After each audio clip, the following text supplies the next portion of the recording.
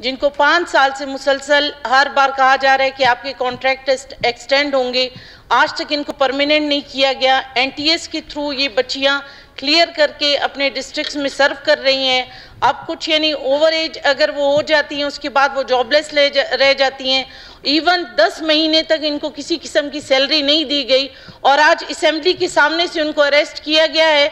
उनकी video clip भी है, आप काइंडली चेक करा सकते हैं। एहतजाज का हक सबको है, लेकिन इस तरह यहाँ असेंबली के सामने से उन बच्चियों को या उनके साथ देने वालों को गिरफ्तार करना, मेरा ख्याल आप जैसे कि यूनुस भाई ने कहा, आप रूलिंग दे दे और काइंडली एक बार मालूमात करते हैं। वज़ीर दाखिला साहब बैठे हुए हैं कि वो order in the house. Madam तशरीफ रखिए, एजेंडे की तरफ आते हैं। आज का एजेंडा काफी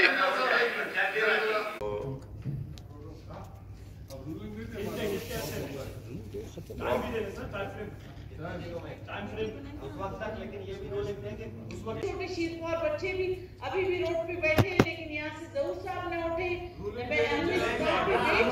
इस पर जो है अब इसकी जिम्मेदारी है, तो उनके ऊपर है। हमारा नाम कमेटी से निकाल दे, क्योंकि अगर उनको खुदा न खास्ता कुछ हो जाता है तो कल के दिन हमारी जिम्मेदारी भी उनकी है कि उन्होंने नेगोशिएशन नहीं किया, तो हॉस्पिटल ले गए। और ये मैं बता दूं, उनके पास शीरख्वार बच्चे भी थे जो बाहर रोड पे बैठे हुए थे।